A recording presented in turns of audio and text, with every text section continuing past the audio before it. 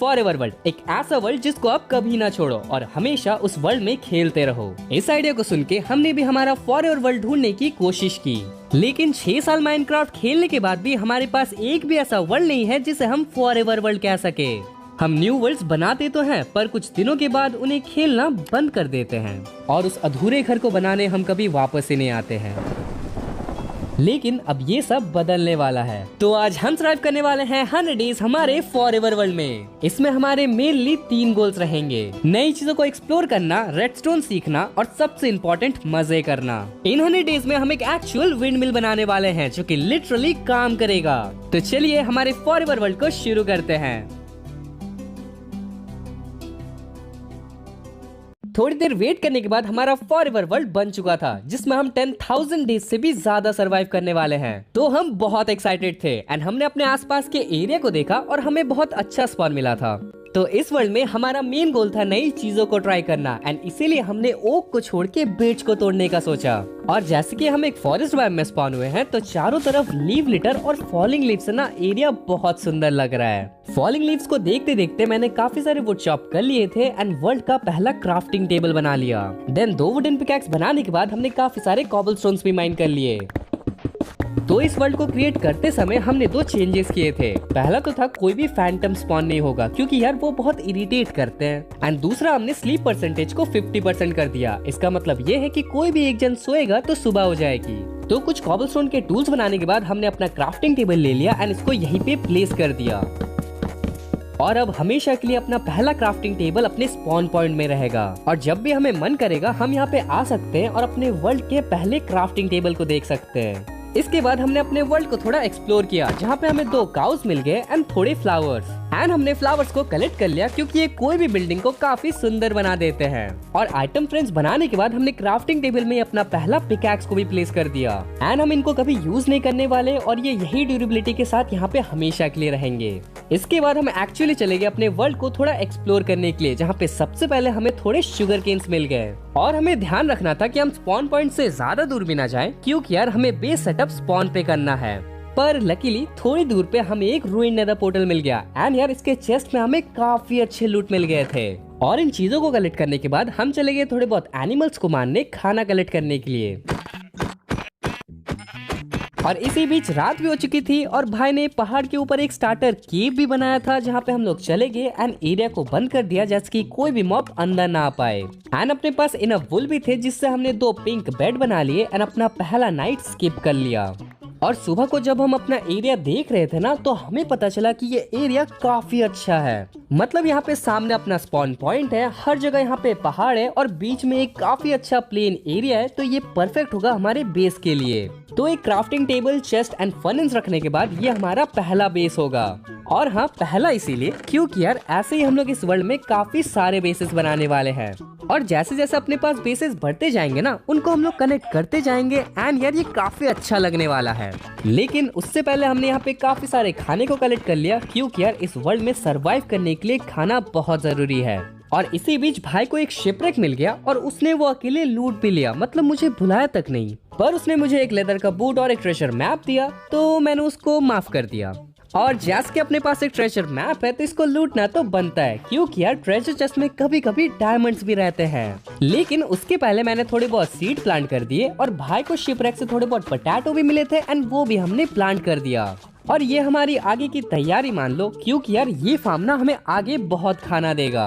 और इसी बीच अपना सारा खाना स्मेल्ट भी हो चुका था एंड जैसे कि अब अपने पास शील्ड और वाटर बकेट है और हमने सीड को भी प्लांट कर दिया है, तो हम चले गए ट्रेजर चेस्ट को लूटने के लिए। और इसी बीच हमें अपने वर्ल्ड के बारे में थोड़ा और पता चला और हमें एक ऐसा शिपरेक मिला ना, जिसको हम लोग शिपरेक नहीं कह सकते, मतलब लिटरली ये पानी के ऊपर सेल कर रहा था। और ये वही शिपरेक है जिससे भाई को ट्रेजर मैप मिला था। फिर मैप को देख के हमने चेस्ट को भी ढूंढ निकाला और एक ही बार में हमें पता चल गया था कि ये चेस्ट ना वर्थ इट था। इस चेस्ट के अंदर लिटरली 2 डायमंड्स थे, एक हार्ट ऑफ द सी था एंड थोड़े बहुत TNTs थे। और इतनी जल्दी थोड़े बहुत डायमंड्स लेना ना काफी अच्छा लग रहा था, क्योंकि हमें डेंजरस माइंस में भी नहीं जाना पड़ा। नेक्स्ट डे हमने यहाँ पे थोड़े बहुत शीप्स एंड काउस को लाया और उनको फेंस के अंदर बंद कर दिया। एंड ये हमारा छोटा सा एनिमल फार्म था। और पीछे हमने ना थोड़े बहुत सैपलिंग्स भी प्लांट किए हैं, क्योंकि वुड के लिए हमें बार बार बहुत दूर जाना पड़ रहा है। फिर हम पहाड़ के ऊपर चले गए अपने एरिया को चेक करने के लिए एंड हमें एक काफी बड़ा रैविन दिखा। एंड ऐसे रैविन में माइनिंग करना ना काफी सेफ रहता है क्योंकि ये लिट अप रहता है तो कोई मॉब नहीं स्पॉन होता और यहाँ पे काफी सारे ओर्स भी रहते हैं। लेकिन फिलहाल के लिए हमें आयरन एंड कोल ही चाहिए थे, पर बीच में हमें कॉपर भी मिल गया। और यार इस बार तो हम कॉपर का भी बहुत यूज करने वाले हैं एंड इसीलिए हमने जितना हो सके उतना कॉपर भी कलेक्ट कर लिया। और यार क्या पता इस रैविन को क्या हुआ था, लेकिन यहाँ पे बहुत सारा आयरन था तो जितना हो सके उतना हमने iron coal and copper collect कर लिया और घर आने के बाद हमने सारी चीजों को स्मेल्ट होने के लिए दे दिया। और इसी बीच हमारे पहले मेहमान भी आ चुके थे और ये वंडरिंग ट्रेडर हमें लिटरली डार्क ओक के सैपलिंग्स दे रहा था, पर अभी तो अपने पास कोई भी एमरल्ड्स नहीं है एंड इसलिए हमने इसको कैप्चर कर लिया। वैसे अपना लॉन्ग टर्म गोल है अपने पास सारे वुड के सैपलिंग हो जिनको हम लोग अपने बिल्ड्स में यूज कर पाए। हमारी आदत क्या है ना कि हम बस एक या दो टाइप के वुड से अपने बिल्ड्स को बनाते हैं एंड दूसरे वुड को तो हम लोग यूज भी नहीं करते, पर ये हमें चेंज करना था एंड हमारे बिल्ड्स में जितना हो सके उतना डिफरेंट ब्लॉक्स यूज करना था। लेकिन उसके पहले आपने नोटिस किया होगा कि अपना GUI थोड़ा छोटा लग रहा है और ये हम ट्राई करने के लिए यूज कर रहे थे, पर यार छोटे GUI में हमें कुछ अच्छे से दिख ही नहीं रहा था और इसीलिए हमने इसको एक बार फिर से बड़ा कर लिया। हाँ लेकिन बस अभी के लिए, क्योंकि बाद में जाके हम लोग फिर से इसको छोटा कर लेंगे। हाँ पूरे दिन ऐसे ही बड़ा छोटा करने का प्लान है। अब इसी बीच सारे आयरन स्मेल्ट हो गए तो हमने आयरन का आर्मर बना लिया, पर इससे ज्यादा कुछ होने नहीं वाला क्योंकि यार मॉब्स ना बहुत गंदा डैमेज करते हैं और अगर हमें आगे भी जिंदा रहना है तो मिनिमम एक डायमंड इंचेंटर आर्मर तो बनाना ही पड़ेगा। पर फिलहाल के लिए हमें एक घर चाहिए था, मतलब यार अगर हम इतने लंबे समय तक यहाँ पे खेलने वाले हैं ना तो हमें एक घर चाहिए होगा। तो अपना प्लान था एक हॉबिट होल बनाना जिसके पास एक विंडो होगा एंड अंदर में काफी सारे रूम्स होंगे। और जैसे कि अपने पास बस ओक एंड बिर्च वुड है तो अभी के लिए तो हम लोग वही यूज करने वाले हैं, लेकिन उसके पहले हमें काफी सारे वुड चाहिए थे क्योंकि यार अभी तो अपने पास कुछ भी नहीं है। हाँ मतलब सारे वुड हमने फेंसेस बनाने में यूज कर दिए, लेकिन अब क्या होगा वो तो आगे ही पता चलेगा। तो चलो जल्दी से अपने हॉबिट होल को बनाना शुरू करते हैं।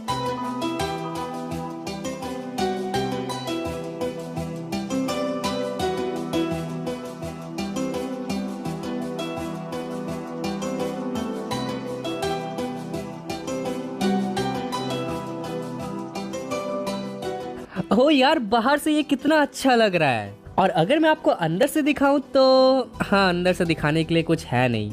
मतलब हम इसको कंप्लीट कर रहे थे लेकिन अपने सारे रिसोर्सेस खत्म हो गए एंड अपने पास अच्छे टूल्स भी नहीं है ना, एंड इसलिए हम लोग रिसोर्सेस कलेक्ट भी नहीं कर पाए।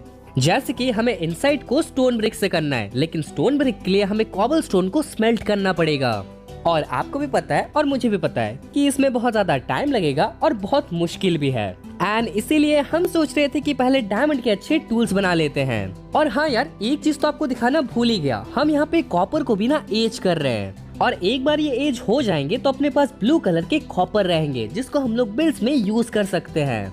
और कॉपर की बात करते ही मुझे वीट फार्म की याद आ गई, एंड वीट फार्म पे अपडेट दूं तो wheat farm and sugar cane farm दोनों ही अच्छे से काम कर रहा है। एंड अपने एनिमल फार्म पे बात करें तो ये भी बहुत अच्छे से काम कर रहा है और इससे हमें बहुत ज्यादा खाना भी मिल रहा है। अब देखो अभी फिलहाल अपने पास बिल्ड करने के लिए बस ओक एंड बिर्च वुड है एंड ये काफी कम है यार, और इसीलिए हम चले गए एक्सप्लोरेशन करने के लिए ताकि हम लोग को डिफरेंट वुड मिल पाए एंड उनको हम लोग अपने बिल्ड्स में यूज कर पाए। अपने पहाड़ के पीछे सबसे पहले हमें एक बिर्च फॉरेस्ट मिल गया एंड इसके बाद हमें एक स्प्रूस फॉरेस्ट मिल गया और हमें थोड़े बहुत डिफरेंट टाइप के चिकन, पिग्स एंड काउस भी मिले। एंड डेफिनेटली फ्यूचर में हम हर टाइप के मॉब वेरिएंट्स को भी कैप्चर कर लेंगे, पर अभी तो हमें इतने स्प्रूस वुड दिख रहे थे कि हम लोग अपने आप को रोक ही नहीं पा रहे थे, एंड इसी के साथ ही साथ हमें थोड़े बहुत बेरीज भी मिल गए। और हमने अपने सर्च को यही कंप्लीट नहीं किया, हम थोड़े आगे भी चले गए एंड यह थोड़ी देर के बाद हमें एक रूइन नेदर पोर्टल भी मिल गया था और इसके जस्ट पास ही एक विलेज भी था, तो काफी अच्छा है क्योंकि यहाँ से हमें काफी सारे हे बेल्स भी मिल जाएंगे। एंड यार अपने वर्ल्ड में ट्रैवल करना ना एक अलग ही फील होती है, मतलब ऐसा लगता है कि रियल लाइफ में कुछ डिस्कवर कर रहे हैं। और डिस्कवर करते करते अपने पास थोड़े ज्यादा ही सामान हो चुके थे एंड इसलिए हमने एक डोंकी को टेम कर लिया और अब अपने पास एक्स्ट्रा स्पेसेस हैं। मतलब हम लोग सच में नई चीजें ट्राई कर रहे हैं क्योंकि हम लोग पहले डोंकी को कभी यूज नहीं किए हैं, बट अब हम लोग इन्वेंट्री स्पेस के लिए इसको यूज कर रहे हैं और ये काफी अच्छा है यार। हम पहले कभी इसको नोटिस नहीं किए, लेकिन इलाइट्रास एंड शल्कर्स के बाहर भी एक ऐसा माइनक्राफ्ट है जिसको खेलने में बहुत मजा आता है। तो विलेज में हमें एक लाइब्रेरियन भी मिल गया था एंड यार इसके पास काफी सारे बुक शेल्फ्स थे एंड उसको भी मैंने कलेक्ट कर लिया। और मुझे एक चेरी बायोम दिख रहा था जहाँ पे मैं चला गया काफी सारे चेरी वुड कलेक्ट करने के लिए। और अगर आप सोच रहे हो कि मेरा गधा कहाँ है, तो भाई ने उसको ले लिया क्योंकि उसको गधे पे ट्रैवलिंग करने में बहुत ज्यादा मजा आ रहा था। और हाँ, इसकी वजह से मुझे चल के घर वापस आना पड़ा, मतलब गधे को टेम करूँ मैं और मजा उठाए भाई। तो हम एक एपिक एडवेंचर ट्रिप से वापस आ चुके थे एंड ये सब है वो नई चीजें जो कि हमने ट्रिप में डिस्कवर किया। एंड इनमें से मोस्ट ऑफ द चीजें ऐसी हैं जो कि अगर हम लोग एक्सप्लोरेशन नहीं जाते ना तो हमें कभी मिलती ही नहीं। तो सबसे पहले तो हमने स्प्रूस एंड चेरी वुड को प्लांट कर दिया और इसी के साथ अपने पास 2 टाइप के वुड और आ चुके हैं। और हाँ यार, जाने से पहले हमने थोड़े बहुत कॉपर को भी स्मेल्ट करने दिया था, जिसको हम लोग ब्लॉक्स में कन्वर्ट कर दिए एंड इसको एज करने के लिए दोबारा दे दिया। और इससे आप समझ ही सकते हो कि हम लोग कितने ज्यादा सीरियस हैं कॉपर को बिल्ड्स में यूज करने के लिए। अब यार, जैसे कि अपना एक्सप्लोरेशन काफी अच्छा गया तो हम लोग चले गए माइनिंग करने के लिए, क्योंकि अब हमें डायमंड के टूल्स चाहिए। और लकीली हमें एक केव मिल गया जिसमें डायमंड्स थे, जिसको हमने कलेक्ट कर लिया एंड एक डायमंड का पिकैक्स बना लिया। वैसे मैं आपको एक बात बता दूं कि जितने भी ज्यादा डायमंड्स मिले हम इस केव में नहीं रहने वाले, क्योंकि यार केव में बहुत डेंजर होता है और हम लोग कभी भी मर सकते हैं। पर फिलहाल तो जितने भी हमें रिसोर्सेज दिख रहे थे सारे को हमने कलेक्ट कर लिया और जल्दी से उस केव से बाहर भाग गए। और हाँ, हम लोग अब केव माइनिंग को अवॉइड ही करेंगे। लेकिन यार आप एक बार देखो, अपने पास कितने सारे आयरन हो चुके हैं। और यार, हमें जो शिपरेक से डायमंड्स मिले थे ना, उससे हमने एक एन्चेंटमेंट टेबल बना लिया एंड इसको सेटअप कर दिया। और अब हम लोग फाइनली एन्चेंटमेंट कर सकते हैं। लेकिन यार अपने पास ज्यादा लेवल्स नहीं थे, पर फिर भी हमने अपने पूरे आर्मर एंड टूल्स को एन्चेंट कर लिया। और शायद आपको ये एन्चेंटमेंट्स कुछ खास नहीं लगेंगे, लेकिन यार पूरे आर्मर में प्रोटेक्शन 2 भी होना ना बहुत हेल्प करता है। और अगर हमें ये डैमेज से 1% भी प्रोटेक्ट करता है ना, तो हमारे लिए ये काफी है। पर फिर भी हमें पिकैक्स में फॉर्चून तो चाहिए था, तो हम चले गए थोड़े बहुत ऑब्सीडियन कलेक्ट करने के लिए। और हाँ, हमने अपने पास वाले रूइन नेदर पोर्टल को तोड़ दिया। फिर यार अपने पास इनफ ऑब्सीडियन होने के बाद हमने एक नेदर पोर्टल बना लिया एंड इसको एक्टिवेट भी कर लिया। और अब हम लोग वहाँ जाने वाले जहाँ जाने से शायद हर माइनक्राफ्ट प्लेयर को डर लगता है, नेदर में। एंड यार हम जा इसलिए रहे थे क्योंकि हमें लेवल्स चाहिए थे, नहीं तो हम लोग का कोई मन नहीं था मरने का। और हम होप कर रहे थे कि हमें कुछ अच्छा स्पॉन मिल जाए, पर जैसे कि आप देख सकते हो हमारी किस्मत बहुत ज्यादा खराब है। एक्चुअली मुझे पता नहीं कि अपनी किस्मत खराब है या अच्छी है, क्योंकि यार हमें एक ऐसा जगह मिला था जहाँ पे बाकी मॉब स्पॉन नहीं हो रहे थे। और शायद इसका मतलब ये है कि हम लोग ज्यादा सेफ रहेंगे वहाँ पे। नहीं, शायद अपनी किस्मत अच्छी है। तो हमने काफी सारे क्वार्ट्स माइन कर लिए एंड ऐसे तो हम लोग क्वार्ट्स को फेंक देते हैं, पर यार इस बार हमने उसको कलेक्ट कर लिया क्योंकि हमें रेडस्टोन में काम में आएगा। देन हमने अपना पहला 30 लेवल एन्चेंटमेंट किया एंड यार हमें यहाँ पे फॉर्चून 3, एफिशिएंसी 4 और अनब्रेकिंग 3 मिल गया, मतलब लिटरली द परफेक्ट पिकैक्स। और अब शायद हमारा डायमंड का आर्मर भी कंप्लीट हो जाएगा। लेकिन उससे पहले थोड़ी बहुत चीजें हैं जो आपको दिखाने हैं। तो सबसे पहले तो हम लोग का कॉपर एज होना शुरू हो चुका है और इसमें सालों लग गए, मतलब यार ये एज ही नहीं हो रहा था। और ये चीज गेम में 2 साल से भी ज्यादा से है, लेकिन हमें पता नहीं था कि इसे एज होने में इतना टाइम लगता है। तो हमने कॉपर को तो एज होने के लिए छोड़ दिया और हम चले गए थोड़े बहुत स्ट्रिप माइन करने के लिए। एंड यार हम यहाँ पे टफ वाला ट्रिक को यूज कर रहे थे एंड हमें यहाँ पे डायमंड मिल भी गए। और पता नहीं क्यों हमें ऐसा लग रहा था कि हम एक्चुअली मजे कर रहे हैं। और मजे मजे में हमने थोड़ा ज्यादा ही माइनिंग कर लिया, तो क्या कर सकते हैं अब।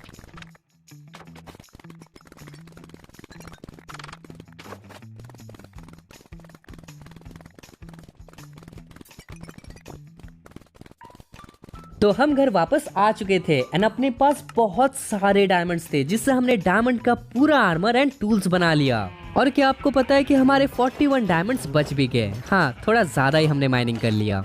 एंड यार हमने एक आर्मर का मॉड भी बनाया है, जिससे हम लोग आर्मर स्टैंड को अलग अलग पोजीशन में रख सकते हैं, जो कि बहुत ओपी है। मतलब यार सच में ऐसा लगता है कि यहाँ पे एक्चुअल प्लेयर्स खड़े हैं। ये कितना ज्यादा ऑसम लग रहा है यार। एंड हमने तो यहाँ पे एक पाथवे भी बना लिया है जो कि हम लोग के पूरे जगह को कनेक्ट करता है। एंड यार ये भी सुपर कूल लग रहा है। फिर हमने थोड़े बहुत यहाँ पे इंचेंटमेंट्स भी कर लिए, जहाँ से हम लोग को काफी अच्छे इंचेंटमेंट्स मिल गए थे। और भले मैक्स आउट नहीं, लेकिन यार ये इंचेंटमेंट्स ना हमें बहुत काम में आएंगे। अब देखो, अपना स्टोरेज खत्म हो चुका था और अपने पास कोई स्टोरेज रूम भी नहीं था, तो हमने एक बड़े से एरिया को क्लियर कर लिया एंड यहाँ पे हम एक स्टोरेज रूम बनाने वाले हैं। तो चलो जल्दी से अपने रूम को बनाना शुरू करते हैं।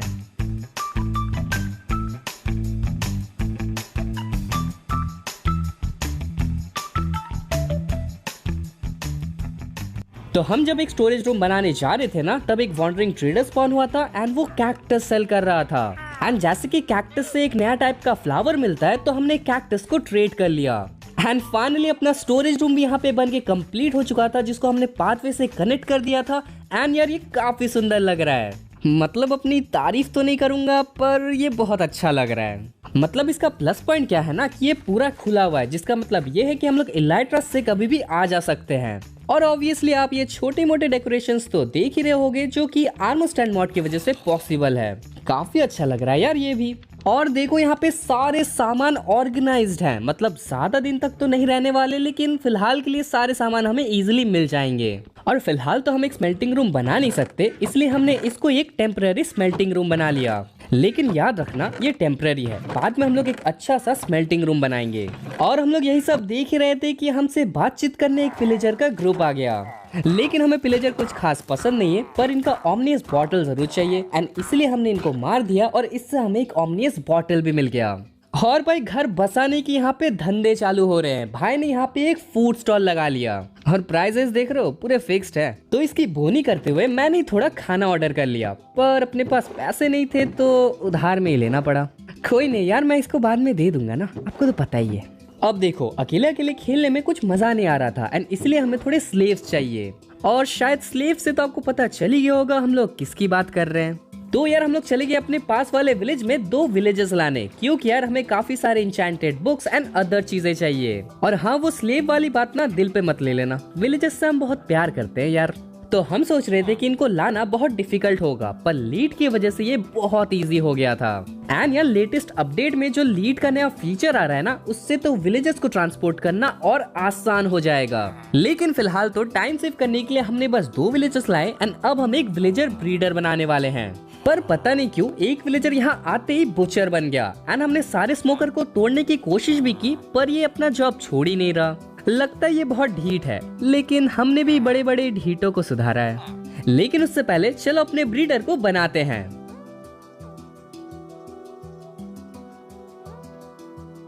ओके, अपना सिंपल ब्रीडर यहाँ पे बन चुका है एंड यार ये काफी अच्छा काम करने वाला है। और हम ये इसलिए कह रहे हैं क्योंकि हमने इसको पहले भी यूज किया है एंड ये बहुत अच्छा काम करता है। लेकिन यार ये विलेजर ना बहुत ज्यादा ढीठ है, क्योंकि ये बुचर से हटा ही नहीं। मतलब मुझे पता नहीं है कि इसको क्या हुआ है, लेकिन यार ये बुचर से हट ही नहीं रहा। अजीब विलेजर है भाई। एंड देखो इसलिए मैं इसको इतना एफिशिएंट कह रहा था। बस 5 मिनट के अंदर अपना पहला विलेजर आ भी चुका है। अब बस इसकी बड़े होने की देरी है और इसको हम लोग फ्लेचर बना लेंगे और हमेशा के लिए कैद कर लेंगे। नहीं, लास्ट वाला पार्ट छोड़ दो। देन यार इसी बीच अपना वीट फार्म भी बड़ा हो चुका था, जिसको हमने हार्वेस्ट कर लिया और हम लोग चले गए नेदर काफी सारे लेवल्स ग्राइंड करने के लिए। एंड इस बार हम अपने आर्मर एंड टूल्स को एक ही बार में इंचेंट नहीं करने वाले, क्योंकि उसमें अच्छे इंचेंट्स भी नहीं मिलते और बहुत ज्यादा डिफिकल्ट रहता है। उसके बजाय जब भी हमें जरूरत पड़ेगा या तो अपने 30 लेवल्स हो जाएंगे, तो हम लोग अपने आर्मर एंड टूल्स को इंचेंट कर लेंगे। जैसे कि इस बार का इंचेंटमेंट सेशन काफी अच्छा था। मुझे प्रोटेक्शन 4 एंड अनब्रेकिंग 3 मिल गया और सिल टच मिल गया। एंड इसी बीच अपने 2 विलेजर भी कैप्चर हो चुके थे, तो शायद हम लोग अपनी ट्रेडिंग भी शुरू कर सकते हैं। नहीं, शायद नहीं, हम लोग डेफिनेटली शुरू कर सकते हैं। तो एक विलेजर को हमने कैप्चर कर लिया, इसको फ्लेचर बना लिया एंड काफी सारे हमने पहले एमरल्ड्स ग्राइंड कर लिए। और मुझे और एक बात कहना है कि यार 2 विलेजर अपने पास थे एंड कुछ ही देर के अंदर अपने पास और 2 विलेजर आ गए। मतलब देख रहे हो 100% रिटर्न। और विलेजर के साथ ट्रेड करने पे हमारे लेवल्स भी हो गए और मुझे और एक सिल टच का पिकैक्स मिल गया। और हाँ, इस बार एफिशिएंसी भी मिला था, तो ये बहुत अच्छा है। वैसे हम विलेजर्स को ऐसे नहीं रख सकते, क्योंकि यार इनको ऐसे देख के मुझे बहुत खराब लग रहा है। एंड इसीलिए इनके लिए हम एक आलीशान सा कैद खाना बना दिए। मतलब क्या है ना कि हम सोचे तो थे कि इनके लिए एक बहुत आलीशान सा महल बनाएंगे, पर अपने पास मटेरियल्स ही नहीं है। तो एक बार मटेरियल्स आ जाए उसके बाद बना लेंगे। फिलहाल के लिए तो ये सिस्टम बहुत अच्छा है, क्योंकि हम लोग बहुत सारे विलेजर्स को यहाँ पे कैप्चर कर सकते हैं और जब भी एक विलेजर हमें परेशान करेगा तो उसको हम लोग ज़ॉम्बी से कटवा भी सकते हैं। तो पहले तो हमने विलेजर्स को लाइब्रेरियन बना लिया एंड जो भी हमें इंचेंट चाहिए थे वो ट्रेड्स हमने लॉक कर लिए। तो हमें मेंडिंग चाहिए था, लेकिन ये हमें इन्फिनिटी दे रहा था और हम अपने आप को रोक नहीं पाए। पर दूसरे विलेजर ने हमें मेंडिंग दे दिया, लेकिन बहुत महंगा। और अब तो इन्हें एक बार ज़ॉम्बी से कटवाना पड़ेगा। मतलब आप ही देखो यार, हम क्या करें, हम मजबूर हैं। पर इसमें भी एक बहुत बड़ी प्रॉब्लम है। तो देखो, ना ही अपने पास ब्लेज रॉड्स हैं एंड ना ही ब्रूइंग स्टैंड, जिसका मतलब ये है कि हम लोग वीकनेस के पोशंस बना नहीं सकते। रुको पहले एरिया को लाइट अप कर देता हूँ क्योंकि यार यहाँ पे बहुत सारे मॉब स्पॉन हो रहे हैं एंड उसके बाद आपको बताता हूँ। हाँ तो मैं कहाँ था, अच्छा पोशंस। हाँ तो देखो अपने पास यहाँ पे पोशंस नहीं है एंड इसका मतलब ये है कि हमें नेदर जाना पड़ेगा। लेकिन नेदर सुनते ही हमें नेदर नहीं सुनाई देता, पता है क्या सुनाई देता है, मौत। एंड यार अपने पास अभी तो अच्छा इंचेंटेड आर्मर भी नहीं है तो हम लोग फोर्ट्रेस तो नहीं जाने वाले। लेकिन हमें बेचारे विलेजर्स को क्योर तो करना पड़ेगा एंड उसके लिए हमें पोशंस चाहिए ही चाहिए। तो बहुत देर सोचने के बाद हमने एक सोल्यूशन निकाला। तो देखो ट्रायल चेम्बर में वीकनेस पोशन मिलने के चांसेस रहते हैं और इसलिए हम विलेजर्स को कार्टोग्राफर बना रहे थे ट्रायल चेम्बर के मैप के लिए। लेकिन 2 विलेजर को बनाने के बाद भी ये हमें ट्रायल चेम्बर नहीं दे रहा। इन विलेजर्स को कब समझ में आएगा कि हम जो भी करते हैं इनकी भलाई के लिए करते हैं। लेकिन कोई नहीं, 3rd वाला विलेजर बहुत समझदार था एंड इसने मुझे ट्रायल चेम्बर का मैप दे दिया। और बाकी दोनों विलेजर भी ठीक ही है क्योंकि एक हमें वुडलैंड मैंशन एंड एक हमें ओशन एक्सप्लोरर का मैप दे रहा है। पर फिलहाल तो हमें ट्रायल चेम्बर जाना है और ट्रायल चेम्बर में एक और चीज है जो कि हमें चाहिए ही चाहिए। और वो क्या है वो तो आपको ट्रायल चेम्बर जाने पे ही पता चलेगा। वैसे हम कभी मैप का यूज करते नहीं है तो ये हमारे लिए एक अलग सा और नया एक्सपीरियंस है जिसमें हमें बहुत मजा आ रहा है। मतलब यार मोस्ट ऑफ द माइनक्राफ्ट तो हम कभी ट्राई नहीं करते, हम बस क्रेजी चैलेंजेस करने को लगते हैं। लेकिन यार ऐसे माइनक्राफ्ट खेलने में भी ना बहुत मजा आता है। तो थोड़ी देर बाद हम ट्रायल चेम्बर पहुंच गए एंड जो चीज हमें चाहिए थी ना वो था कॉपर। और ट्रायल चेम्बर में हर टाइप के कॉपर भर के हैं। इतने कॉपर तो हमें जरूरत भी नहीं है। और जैसे कि हम ट्रायल चेम्बर में आ ही चुके हैं तो हमने थोड़े बहुत मॉब्स को डिफीट कर लिया एंड कीज मिली थी उससे हमने वॉल्स को भी ओपन कर लिया। एंड हाँ जो हम एक्चुअली में करने आए थे जो कि था वीकनेस का पोशन कलेक्ट करना, वो तो हम कर ही नहीं पाए। लेकिन वॉल्स हमें काफी अच्छे सामान मिल गए और यहाँ पे ब्रीजेस भी थे एंड उनको मार के हमने थोड़े बहुत ब्रीज रॉड भी कलेक्ट कर लिए और हमें एक बोल्ट आर्मर ट्रिम भी मिल गया। अब ये हुई ना कुछ अच्छी लूट। पर यार इस पूरे ट्रायल चेम्बर को हमने लूट लिया लेकिन यहाँ पे वीकनेस का पोशन हमें मिला ही नहीं। लेकिन फिर हमें याद आया कि जब हम माइनिंग करने गए थे तो हमें एक ट्रायल चेम्बर मिला था एंड उसको हमने मार्क भी कर लिया था। तो हम उसी ट्रायल चेम्बर में चले गए एंड यार लकीली हमें वीकनेस के पोशंस भी मिल गए।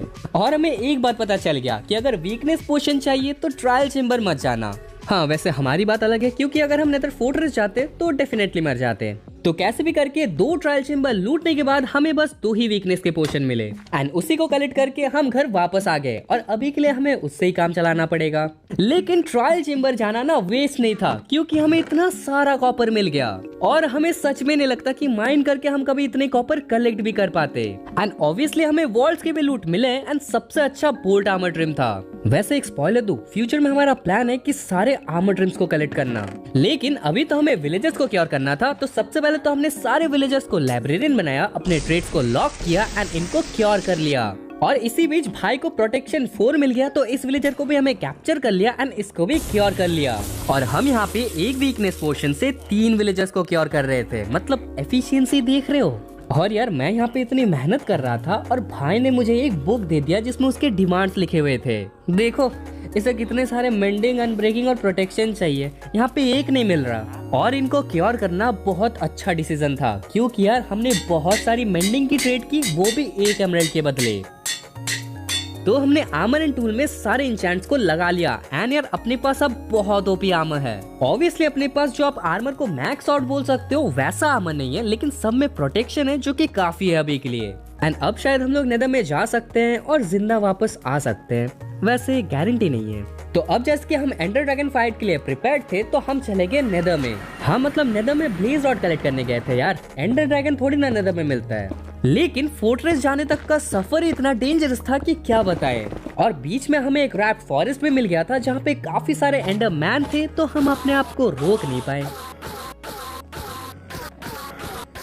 यार हमें स्वॉर्ड में ना लूटिंग लगा लेना चाहिए था क्योंकि यहाँ पे काफी सारे एंडर पर्ल इजीली मिल जाते। लेकिन फिर भी बहुत सारे एंडरमैन को मारने के बाद अपने पास इनफ एंडर पर्ल्स हो चुके थे तो हम लोग चले गए एंड हमें काफी जल्दी एक नेदर फोर्ट्रेस भी मिल गया। और लकीली हमें एक अच्छा जगह मिल गया था जहाँ पे हम लोग इजीली दौड़ पाए, नहीं तो यार हमें ब्रिजिंग करके जाना पड़ रहा था, वो भी लावा के ऊपर। तो हमें काफी सारे चेस्ट मिले एंड यार एक चेस्ट में तो रेब आर्मर ट्रिम था और इसी के साथ अब अपने पास 2 आर्मर ट्रिम ऑलरेडी हो चुके हैं। यार अपनी किस्मत बहुत अच्छी चल रही है और थोड़े बहुत हमें डायमंड्स भी मिल गए और डायमंड्स को कौन ही ना बोलता है। फिर काफी सारे चेस्ट लूटने के बाद हम चले गए एक ब्लेज स्पॉनर के पास एंड बहुत सारे ब्लेज रॉड भी हमने कलेक्ट कर लिए।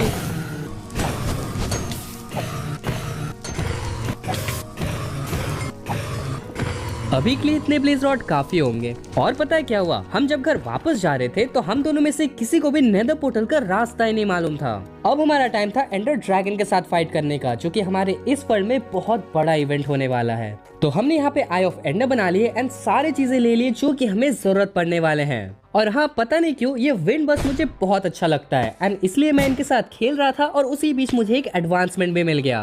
और अब तो मैं इनको एंडर ड्रैगन फाइट में भी लेके जाऊंगा। एंड यार भाई तो एक लेवल ऊपर है, उसने अपने नाम का एक शील्ड बना लिया। अब तो मुझे भी एक एस लिखा हुआ शील्ड चाहिए यार, क्योंकि मेरे पास ये भद्दा सा येलो शील्ड है जो कि मुझे बिल्कुल भी पसंद नहीं। फिर हम चले गए स्ट्रॉन्ग होल्ड को ढूंढने के लिए एंड यार इसी बीच हमें एक चीज रियलाइज हुई कि चंक बेस या तो ट्रिक का यूज करके आप स्ट्रॉन्ग होल्ड को ढूंढ तो सकते हो, लेकिन पर्ल का यूज करके स्ट्रॉन्ग होल्ड को ढूंढने में जो मजा है ना, वो आपको कहीं नहीं मिलेगा। एंड अपनी किस्मत भी अच्छी थी क्योंकि अपने घर के काफी पास स्ट्रॉन्ग होल्ड भी था और अपना बस एक ही पर्ल टूटा था। फिर स्ट्रॉन्ग होल्ड में पहुंचने के बाद पहले तो हमने सारे रूम्स को एक्सप्लोर किया, लेकिन ना ही हमें लाइब्रेरी मिला ना ही हमें पोर्टल रूम। लेकिन बहुत देर भटकने के बाद मुझे पोर्टल मिल गया और भाई को लाइब्रेरी, और दोनों को एक ही टाइम पे मिला। और मेरा भी ध्यान कहाँ रहता है क्या पता, पोर्टल के जस्ट बाजू में यहाँ पे लाइब्रेरी था लेकिन मुझे दिखा ही नहीं। तो भाई ने यहाँ पे सारे book shelves and eye armour trim ले लिया और मुझे यहाँ पे एक स्केलेटन स्पॉनर मिला था जिसमें काफी अच्छी लूट थी।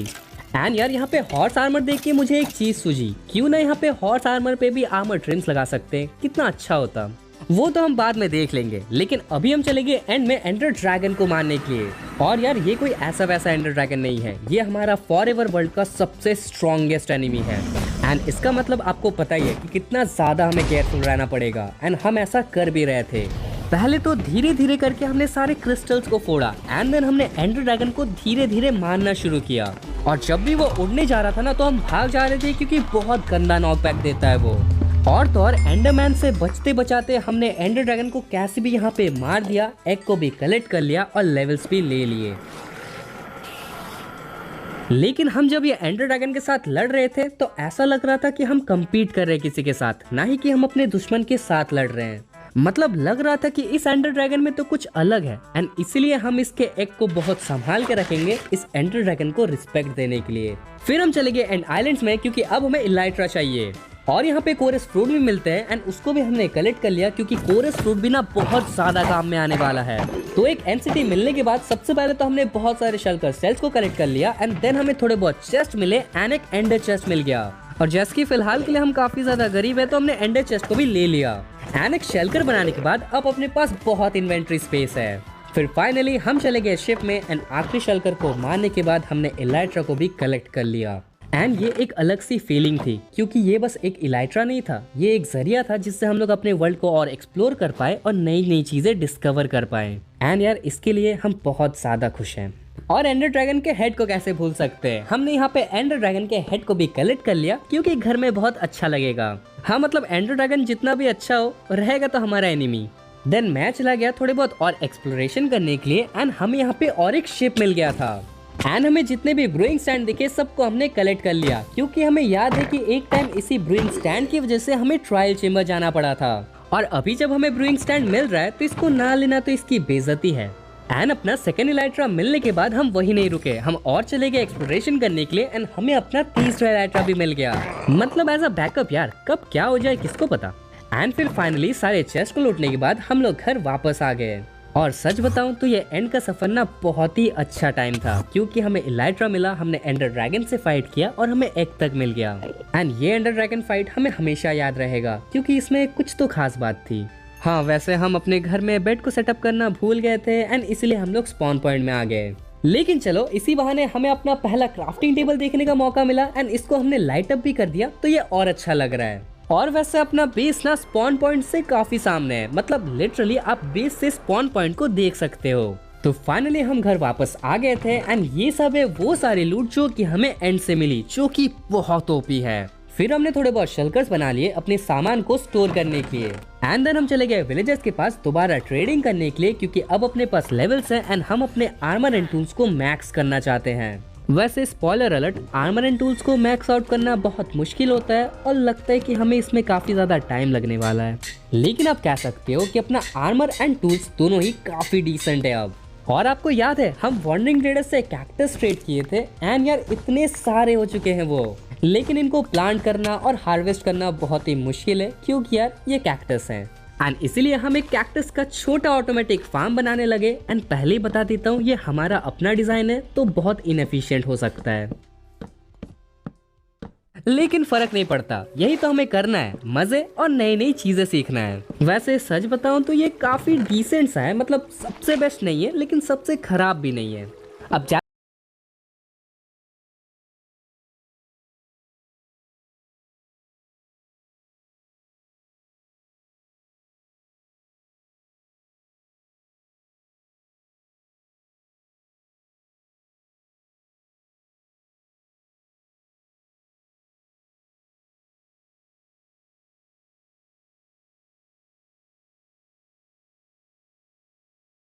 जो कि अभी तक कंप्लीट तो नहीं है, लेकिन हम लोग बाद में उसको कंप्लीट कर लेंगे। और हमने थोड़े और चीजें बनाई है, जैसे कि वो storage room, nether portal and यहाँ पे अपना एक माइनिंग रूम, जो कि घर जैसा ज्यादा लगता है। पर यार हमें काफी सारे और बिल्ड्स बनाने हैं एंड उसके लिए हमें एरिया नहीं मिल रहा था, तो हम लोग यहाँ पे एरिया सर्च कर रहे थे और हमें पानी के उस साइड वाला जगह काफी अच्छा लगा। बस यहाँ पे एक छोटी सी प्रॉब्लम है, पानी के उस साइड जाने के लिए हमें बार बार स्विम करके जाना पड़ रहा है, जो कि काफी इरिटेटिंग है। तो इसलिए हम लोग यहाँ पे एक ब्रिज बनाने वाले हैं ताकि हम लोग इजीली ट्रांसपोर्ट कर पाए यहाँ से यहाँ तक। और इस साइड में हमने थोड़ा सा टेराफॉर्म भी किया है ताकि हम लोग फ्यूचर में बिल्ड्स बना पाए यहाँ पे। और हमने इस ब्रिज को बनाने के लिए सारे मटेरियल्स को भी कलेक्ट कर लिया है, तो चलो जल्दी से इस ब्रिज को कंप्लीट करते हैं।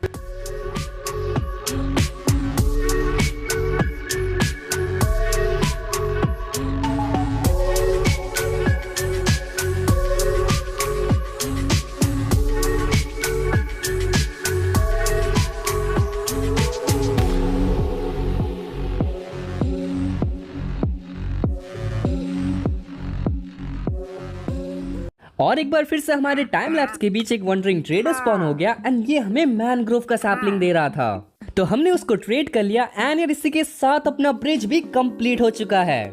मतलब लिटरली देखो यार, ये कितना ज्यादा अच्छा लग रहा है, वो भी रात को तो और अच्छा लग रहा है ये। एंड हमने अपने मेन बेस से एक पाथवे भी बना दिया स्टोन का, और ब्रिज के ऊपर हमने थोड़े बहुत कॉपर एंड कॉपर लैम्प का भी यूज किया है एंड वो भी बहुत अच्छा लग रहा है। तो ब्रिज बना के क्या हुआ ना कि अब हम लोग एक जगह से दूसरी जगह इजीली जा सकते हैं एंड अब जैसे कि दोनों जगह कनेक्टेड है तो हम लोग दूसरी साइड बिल्ड्स भी बना सकते हैं। और ये ब्रिज कितना अच्छा लग रहा है, मतलब मैं तो इसे देखना बंद ही नहीं कर पा रहा हूँ। एंड दूसरे साइड क्या बनेगा उसके लिए भी अपना एक बहुत ही अच्छा प्लान है, पर उसके लिए आपको थोड़ा वेट करना पड़ेगा। वैसे एक्चुअली में हमें वेट करना पड़ेगा क्योंकि उसे बनाने के लिए जो मटेरियल चाहिए वो अपने पास नहीं है। एंड एक और चीज है जो अपने पास नहीं है एंड वो है टोटम्स। और हमारे नॉलेज के हिसाब से कोई हार्डकोर वर्ल्ड में अगर आपको जिंदा रहना है ना तो आपको टोटम्स चाहिए होंगे।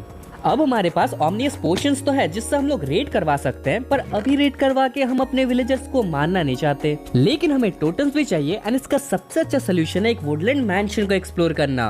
तो हमारे विलेजर्स वुडलैंड मैंशन का मैप तो ट्रेड कर रहे थे, लेकिन उसको ट्रेड करने के बाद हमें ये पता चला कि वुडलैंड मैंशन बहुत दूर है। पर वो बड़ी बात नहीं है क्योंकि अपने पास एलाइट्राज है एंड हम लोग इजिली जा भी सकते हैं। बड़ी बात ये है कि अपने पास रॉकेट्स ही नहीं है, और आपको तो पता है कि क्रीपर को मार के गन पाउडर कलेक्ट करना कितना डेंजरस है एंड इसीलिए हम लोग चले गए गन पाउडर फार्म बनाने के लिए। और ये सब जो भी हम कर रहे हैं ना उसमें हमारा गधा बहुत हेल्प कर रहा है यार, इसके लिए एक स्टेबल बनाना पड़ेगा। तो हम अपने बेस से थोड़े दूर चले आए, मेनली अपने स्पॉन पॉइंट में, एंड ये एक बहुत ही अच्छा जगह है हमारे क्रीपर फार्म को बनाने के लिए। तो चलो जल्दी से क्रीपर फार्म को बनाते हैं।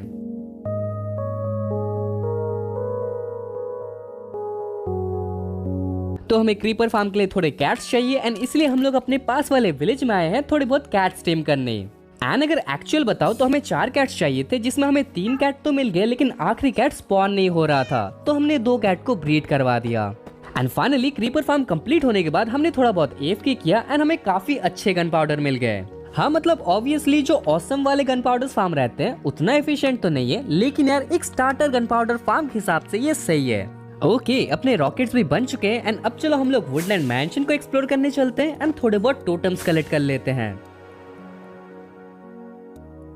वैसे रास्ते में हमें 2 टाइप के और वुड मिले, जो कि था एक डार्क ओक एंड एक पेल ओक। एंड उसी के पास में अपना वुडलैंड मैंशन भी था, जहाँ पे हम लोग जल्दी से चले गए एंड आते ही हमें पहले रूम में एक इवोकर मिल गया। और हाँ, इसका मतलब यह है कि हमें अपना पहला टोटम भी मिल गया।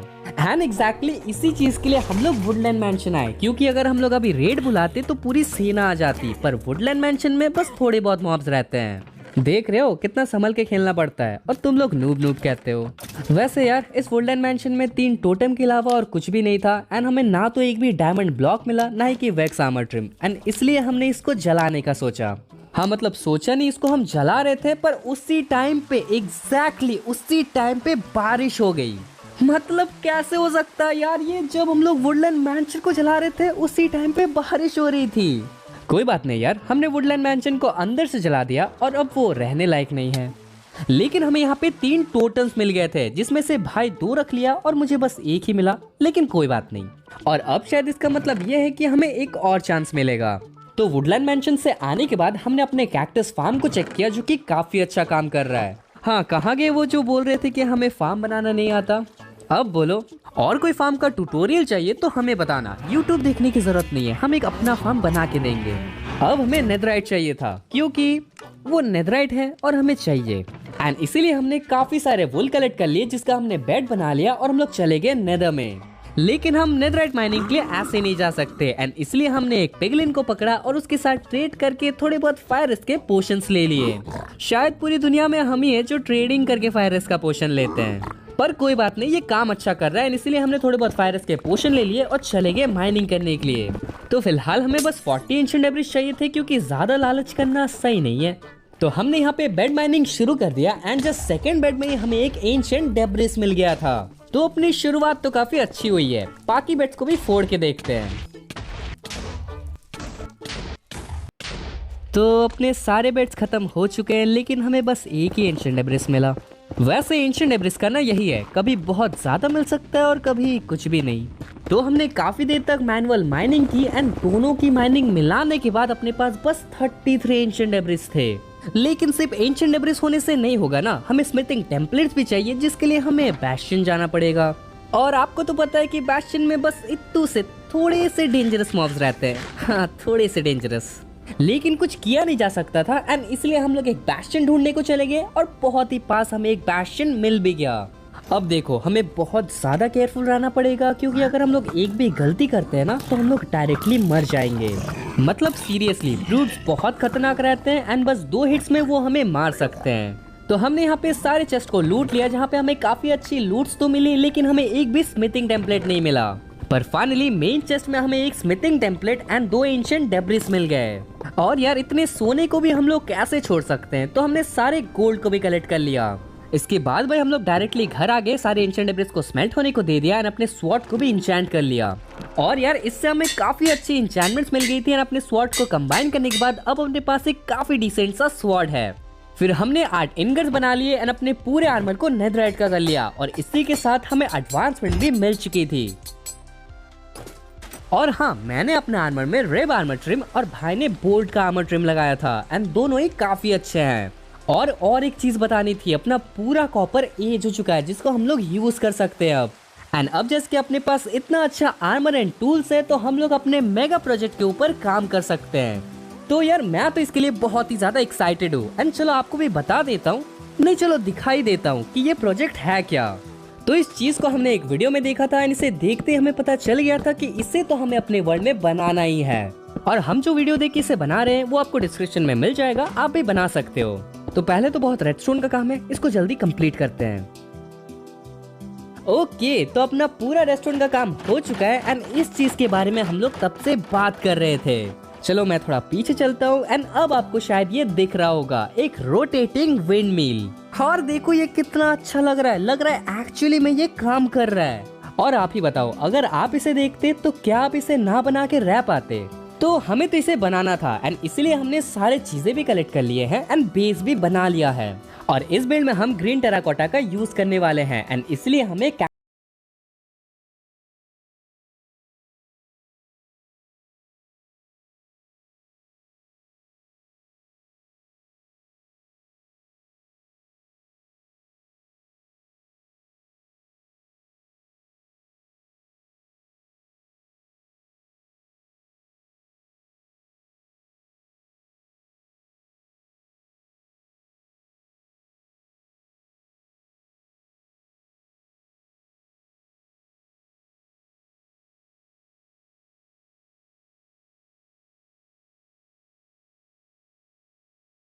यार एंड वो रोटेटिंग फैन तो क्या ही लग रहा है। वैसे एक्चुअली बताऊं तो ऐसा लग रहा है कि हम कोई मॉडर्न माइनक्राफ्ट खेल रहे हैं एंड वनीला तो बिल्कुल नहीं खेल रहे।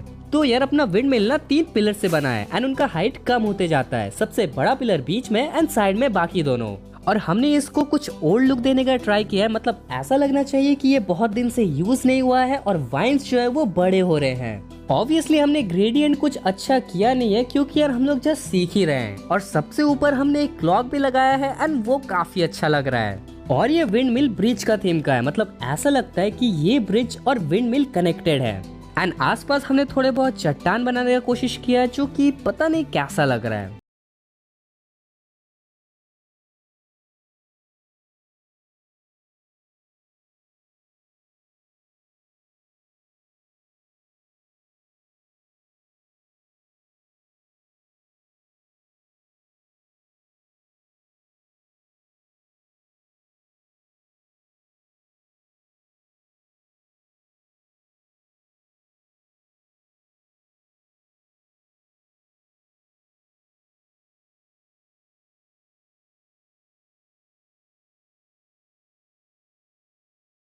इसके अंदर हमने इतना प्रोग्रेस कर लिया और अपना एरिया इतना अच्छा लग रहा है। और देखो भाई ने वहाँ पे क्या किया है, जिसको समझना था वो समझ जाएंगे। एंड बाद में हमें अपने एनिमल्स एंड विलेजेस को शिफ्ट करना पड़ेगा क्योंकि यहाँ पे ये इतना अच्छा लग नहीं रहा। और सच बताऊं तो अपना कैक्टस फार्म ना बहुत अच्छा काम कर रहा है, मतलब सच में लग रहा है कि एक ट्यूटोरियल बना दो इस फार्म का। एंड विलेजर्स की तो बारिश ही हो रही है। वैसे इसके बारे में हम बात नहीं करने वाले, मे बी वो बहुत ज्यादा खुश हैं। लेकिन इसके बारे में बात करते करते हम लोग थक जाएंगे, लेकिन बात खत्म नहीं होगी। और इस विंडमिल की वजह से हम ब्रिज को इग्नोर कर रहे थे, बट यार अपना ब्रिज भी ना काफी अच्छा लग रहा है। लेकिन विंडमिल के पास काफी खाली एरिया है जहाँ पे हम लोग वीट फार्म बनाएंगे एंड प्रोबेबली एक ब्रूइंग स्टेशन बना लेंगे यहाँ पे। पर वो तो बात की बात है, अभी तो हमें बहुत ज्यादा मजा आया। एंड यार एक चीज हमें कहनी थी कि इस सीरीज को कंटिन्यू करने के लिए हमें आपका सपोर्ट बहुत इंपॉर्टेंट है। अगर आप यहाँ तक देख रहे हो ना तो प्लीज यार चैनल को सब्सक्राइब कर दो और वीडियो को लाइक कर दो और एक अच्छा सा कमेंट भी कर दो। हम दिल से इस सीरीज को कंटिन्यू करना चाहते हैं एंड अगर आप थोड़ा सा भी सपोर्ट करते हो तो वो हमारे लिए बहुत बड़ी बात होगी। अभी के लिए तो वीडियो पसंद आए तो वीडियो को लाइक कर देना।